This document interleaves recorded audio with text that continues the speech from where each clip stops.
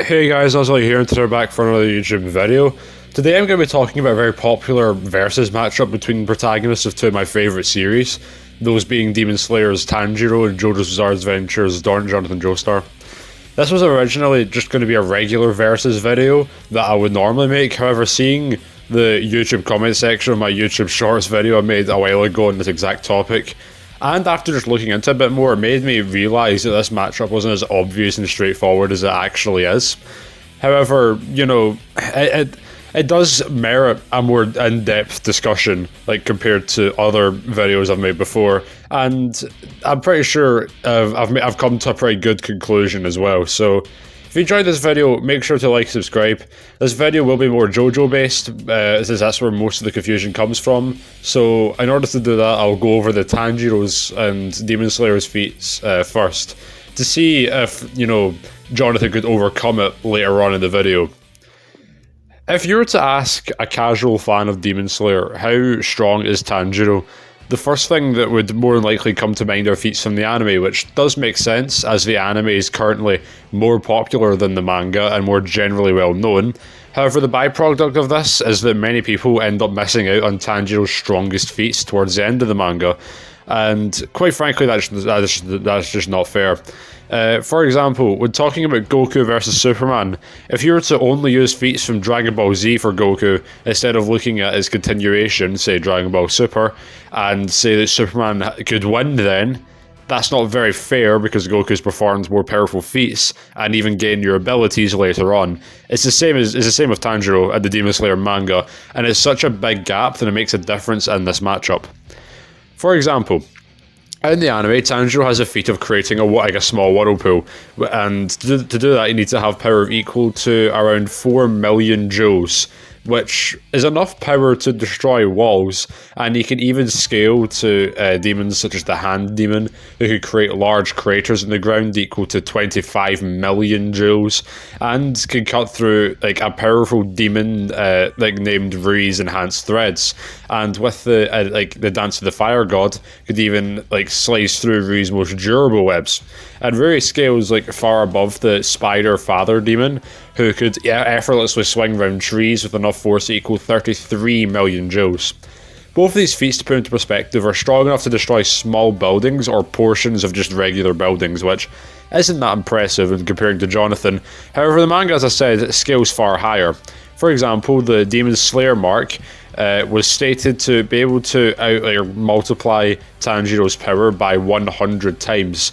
Tanjiro even trained before getting this mark, so to just multiply the Spider Father's feats by 100 is actually a low ball, but you can't really scale them much higher without guessing things without evidence. Either way, multiplying the Spider Father feats by 100, you get marked Tanjiro's AP around 0.8 tons of TNT. And you might think, wow, not even a ton of TNT, that's pathetic, but that's actually strong enough to destroy entire buildings in a single attack, which is far above his previous self. Later on in the manga, Tanjiro adapts this mark into his base state, removing the weakness of, losing stamina when you use the mark. And he also goes on to fight a weakened Muzan, and I'm not going to try and pronounce the second name. I'm not going to even try and pronounce many other of these Demon Slayer names, because I will just cry. Regardless, Muzan is the most powerful demon to ever exist in Demon Slayer, and even when weak, Muzan scales far above another demon named Doma, who even when weakened herself could create large ice sculptures, and to destroy said sculptures you would need power of equal to 70 tons of TNT. Completely mental compared to the feats beforehand, being enough to destroy city blocks in a single attack. Keep in mind that Muzan was able to fight 8 other very powerful demon slayers all at the same time. Again, I won't try and pronounce those names either. The thing that makes this mental, however, is that literally all of these demon slayers individually scale above the same weakened Doma, which really highlights how powerful Muzan is. If you add up all of the Slayer's powers together, you could theoretically reach Muzan's level of power. However, it's a little bit contentious, as it's not simple as just, adding them all up. But also considering how these characters get stronger by an unquantifiable amount in between arcs, it is, you could arguably times the Doma feat by 8 to get a rough estimate. If you don't think it's viable, then that's fine. You can just have Tanjiro at roughly City Block plus and beyond. But for those of you who do think it's, you know, a viable way to calculate Tanjiro's power, you get around 560 tons of TNT, or enough to destroy multiple city blocks with ease. Another statement of the Upper Moon's power is that they were capable of burying mountains, and of course Tanjiro scales to that. This power needed to bury mountains is equal to 1.49 megatons of TNT. Absolutely batshit insane. It's enough to completely destroy small cities in a single attack. However, it is a bit weird if we use it, as not only do we not know the size of the mountains being toppled or the time frame of them being toppled, it can be considered as an outlier, as the feat is simply far above what's shown to be consistent, and when it comes to feats, it really makes Doma's ice powers look like nothing in comparison, when it's supposed to be super intimidating and impressive. This also falls under another feat with Muzan being able to create a small earthquake, which is also a small city level feat. However, again, this is also probably an outlier, and it's also probably more abilities based rather than your physical strength. I won't spend too much time on Tanjiro's speed and durability, as not only does Tanjiro's durability just scale to his attack potency, making it much simpler. When it comes to speed, he scales far above a very fast character named Zenitsu, who's capable of crossing a room far faster than lightning ever could, to the point where he completely blitzed lightning itself, and Tanjiro even surpasses his speed. To do this, Zenitsu must be moving at over 1 million miles per hour, or equal to around 1,800 times the speed of sound. I'll go on to talk about Tanjiro's abilities and techniques later, but now on to Jonathan. When it comes to Jonathan's power, there's a lot of various different feats that can place him at many different places of power. For example, after receiving Zeppeli's, his master's power, he was capable of beating a zombie named Tarkus. Tarkus was capable of splitting a large section of a cliff with a single punch, meaning that his punches are equal to almost 0.7 tons of TNT, meaning that Tarkus could obliterate entire buildings with a punch. Later on, Jonathan goes on to fight and take down the most powerful vampire named Dio Brando, who later on could tank the explosion of the Part 1 boat. An explosion so great that in order to match it, you need the power of equal to 64 tons of TNT, or enough to destroy city blocks. In order to scale this, or you can scale Jonathan higher than this, but in order to do that you have to look at different parts of JoJo, which makes it much harder to scale since we don't really know how much stronger Dio becomes, if at all, and if Jonathan even scales to it. When scaling to other parts, Dio's stand, the World, could go toe-to-toe with another stand named Star Platinum, who directly scales to yet another stand named Stone Free, who could deflect small meteorites from mere punches. Here comes the bad part, right? The bad part is there are several different calculations as to how strong this would make Stone Free. For example, I found a calculation that would put it around 22 million joules, another one that would put it around 0.8 tons of TNT, another calc to put over 100 tons of TNT, Death Battles calc puts over 441 kilotons of TNT, and I've even seen some people say that, you know, it's a city feat to a mountain busting capabilities when it comes to, you know, how much you can actually destroy. And to put that into perspective, the lowest end feat that we have here is being able to destroy small buildings, and of course the highest end feat we have is being able to destroy towns to mountains. So what do we do then, right? In order to make sense of the feat, we have to go with the consistency of the series, and therefore take the consistent calc that would make the most sense in the series. Not only do we have Tarkus, the Tarkus feat being around building level, but we also have other characters and stands like Sheer Heart Attack in Part 8, being able to shake a small town with the power equal to 4 tons of TNT, or also enough to destroy large buildings. Muhammad Avdol, another powerful stand user, could vaporize entire tunnels through the ground with an attack equal to 2.4 tons of TNT, also enough to destroy large buildings.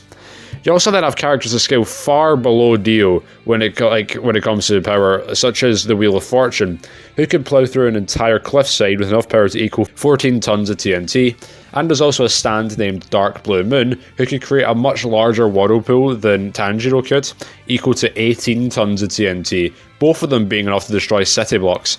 And we also of course have the Part 1 Dio feat of him surviving the boat explosion, which as we already said is enough power to destroy a city block. You could realistically take the 100 ton feat for Stone Free being able to destroy multiple city blocks, as it isn't too inconsistent with the rest of the series. However, it is still higher than the norm. We go with consistency for the same reason here. We go with consistency when talking about Tanjiro's power, as it wouldn't make narrative sense for them to be that strong. Another discrepancy is when Dio in part 1 was capable of splitting entire clouds with a single attack, and Jonathan was able to tank it point blank. In order to do this, Dio would have power equal to 4 megatons of TNT, or enough to destroy small cities in a single attack. Not only would this fall into the same logic as we established earlier of it not counting, but also this feat wasn't even in the manga by the original author, and was only in the animated show. You can even see the beams pierce through Jonathan's hands, right? And then, the beams go up into the sky. Afterwards, they move around a lot, and then when you cut back down to Jonathan, there's no visible damage of where all of the where the beams would have moved. You could argue that Jonathan could have got out of the way or anything like that, but that just adds to the ambiguity of it not being in the manga. So we don't, it's not really canon, so to speak.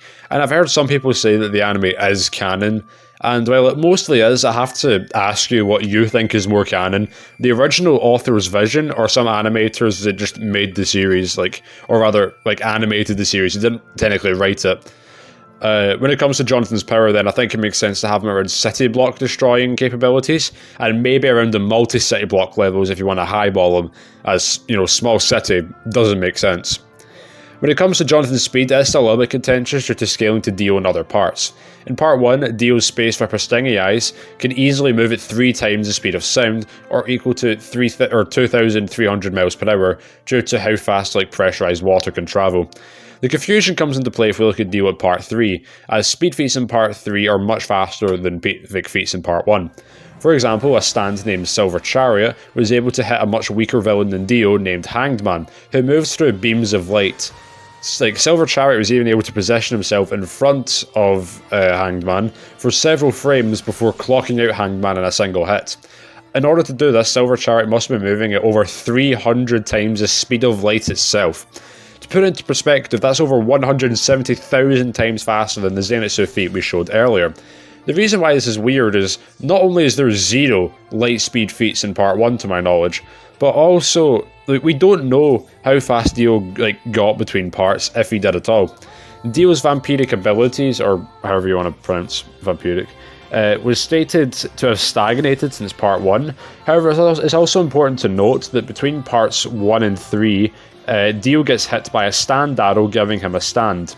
The reason why this is important is because other regular humans have been hit by stand arrows, and when they got these said stands, they've been able to keep up with characters like Silver Chariot, Star Platinum, and Hierophant Green, who all scale to faster than light capabilities.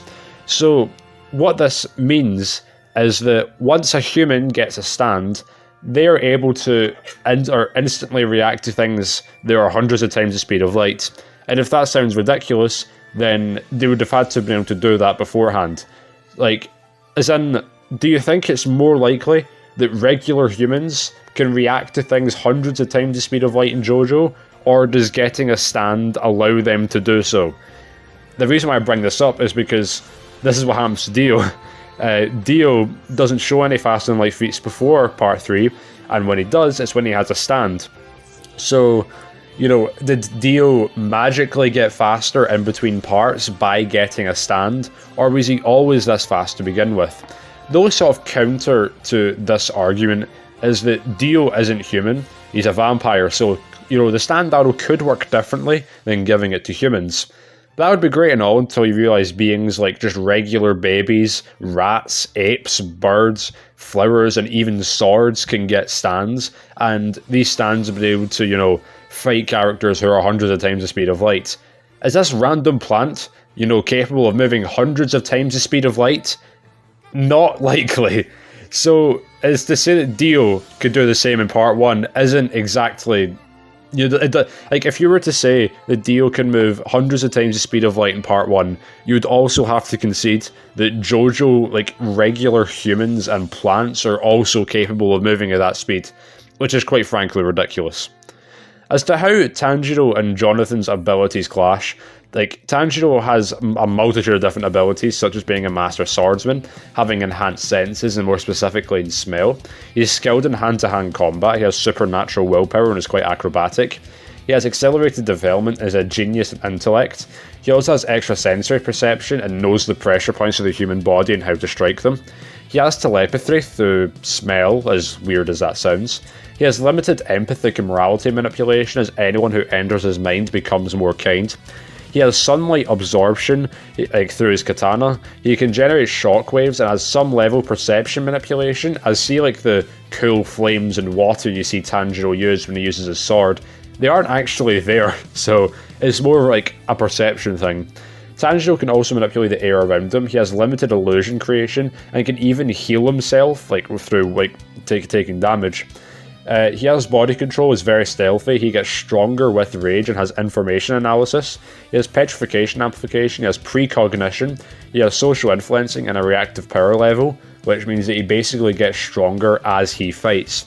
He even has minimal memory manipulation, as he's able to enter the memories of his ancestors.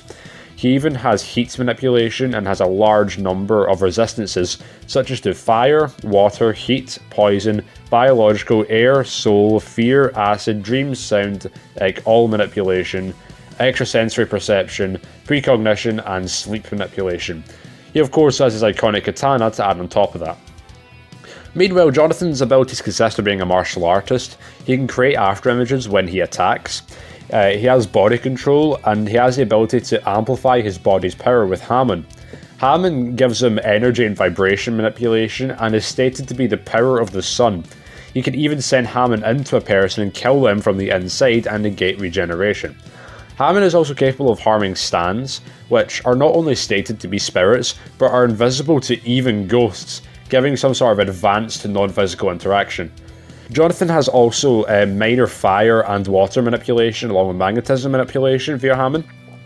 He can walk on water, can heal himself and others with injuries as terrible as broken bones, scars, and even a broken neck.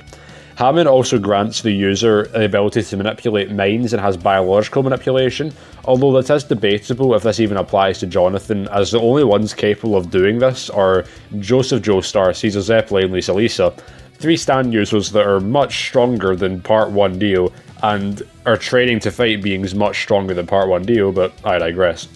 Hammon also gives Jonathan the ability to feel much less pain and can even purify certain people.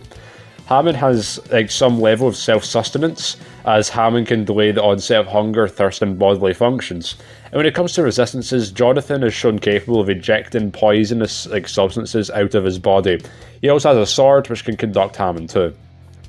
So I think it's more clear that Tanjiro has more abilities and therefore is more versatile than Jonathan, but who has better abilities? Well, in isolation, I would say that Jonathan's ability to manipulate minds, being able to manipulate energy, and being able to damage and affect things more incorporeal than ghosts is pretty OP. However, when it comes to their abilities, like how they clash, Tanjiro comes out on top, right? Let me explain. Jonathan would not be able to biologically manipulate Tanjiro's body, as he's been able to resist it, and while you could argue he can nullify Tanjiro's regeneration, he's only ever done this to characters who are weak to the sun, of which human-formed Tanjiro is not. His afterimages only seem to appear when he attacks, therefore making them hard to, say, trick Tanjiro, and Tanjiro even resists Jonathan's minor fire and water manipulation. The 2 abilities that would work on Tanjiro are the ability to destroy someone's insides with Hammon and be able to control minds. However, not only has, Jonathan never done these things himself, Tanjiro has abilities that Jonathan would not be able to counter either. The pretty big one is that Tanjiro's ability to absorb sunlight, and of course the way that Hammon works is the power of the sun. So you could theoretically say that Tanjiro could just absorb Hammon attacks with his sword. And you could also use his limited illusion creation to have his advantage, and his precognition also allows him to deal with Jonathan's future movements. I have seen arguments that Jonathan can use Hermit Purple, but I have to say, to those of you who say that, have you ever watched JoJo? I don't mean to come off as mean by saying it, but he only ever gets this in Part 3 when Dio is taken over his body, after Dio has been pierced by a stand arrow. Funnily enough, Jonathan did not have a stand in Part 1, right? Looking over like all of this, it is a very debatable fight. I say this because I've seen a lot of people say that Jonathan solos Demon Slayer no diff, which is quite frankly untrue. If you give Jonathan faster than light capabilities and been able to destroy mountains, then yes, he would destroy Tanjiro. However, going with consistency, at best, Tanjiro and Jonathan are equal in power, and if you don't think that Doma feat can be multiplied by 8 to scale Muzan, even then Tanjiro has ways of surpassing Jonathan's strength mid-fight. It's not only does he get stronger mid-fight, he also gains strength with rage and could possibly absorb Jonathan's Hamon. Tanjiro is also massively faster than the feats shown in part 1 as well, therefore meaning he could theoretically just blitz Jonathan before he could even react. This also ignores Tanjiro's small city feats, which, as we said, shouldn't really count, but if you do count them, it's even more of a stomp for Tanjiro. This doesn't even consider demon form Tanjiro, who, while yes, would be affected by Jonathan's regeneration nullification as he is weak to the sun, he gains a massive power, durability and speed increase, surpassing even Muzan at full power.